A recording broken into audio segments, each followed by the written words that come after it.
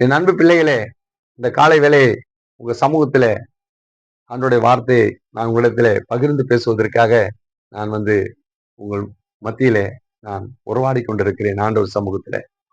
என் ஆண்டவர் என்ன சொல்றாரு? பாவமான இந்த உலகம், இந்த உலகத்துல நம்ம பிரவேசிக்கணும். எப்படி பிரவேசிக்கணும்? பாவம் என்னும் ஒரு மனித குலத்துமா நான் வாழ்ந்திருக்கோம். பாவம் என்னும் மனித குலத்துல வாழ்ந்திருக்கோம்.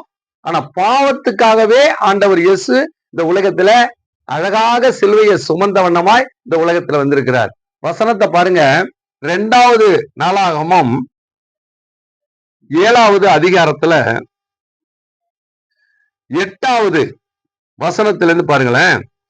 அக்கினி இறங்குகிறதையும் கர்த்தருடைய மகிமை ஆலயத்தின் மேல் தங்கியிருக்கிறதையும் இஸ்ரவேல் புத்திரரில் எல்லாரும் கண்டபோது தலை வரிசை மட்டும் தரையிலே முகங்குப்புற குனிந்து பணிந்து கர்த்தர் நல்லவர், அவருடைய கிருபை என்றும் உள்ளது என்று சொல்லி அவரை துதித்தார்கள். எப்படி துதித்தாங்க?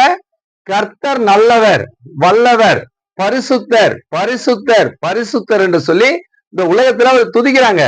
எதுக்காக துதிச்சாங்க? இந்த உலகத்துல உங்களுக்காகவும் உங்கள் பிள்ளைகளுக்காகவும் துதிக்கிறாங்க. இரவும் பகலுமாய் துதிக்கிறாங்க.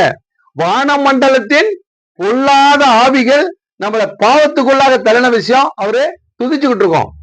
துதியின் சத்தத்தை கேட்டு அழகாக இறங்கி வருகிறார். பனியை போல இறங்கி வருகிறார். என்னப்படி ஒரு மேகத்தின் நடுவில ஒரு பனி, அழகாக ஒரு பனி இறங்குவது போல ஒரு வார்த்தை இறங்கிறது. அந்த வார்த்தை தான் ஆண்டவர் இயேசு கிறிஸ்துவினுடைய வார்த்தை.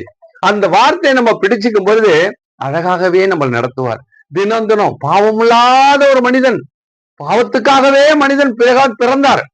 பாவத்துக்காகவே மனிதனாய் பிறந்தார். அவரு மனித ரூபம் எடுத்து. அதற்காக தான் உங்களை எல்லாரும் ஆண்டவரே இயேசப்பா எங்களை மன்னியும் மன்னியும் சொல்லி அவர் கிருபையாய் உங்களை வழி நடத்தணும். ஆண்டவர் சமூகம் எப்பொழுது இன்றைக்கு சதா காலங்கள் உங்களோடு கூட இருப்பதாக இயேசுவின் இரட்சகர் மூலியமாய் ஜெபிக்கிறோம். ஜீவனுள்ள நல்ல பிதாவே, ஆமென்.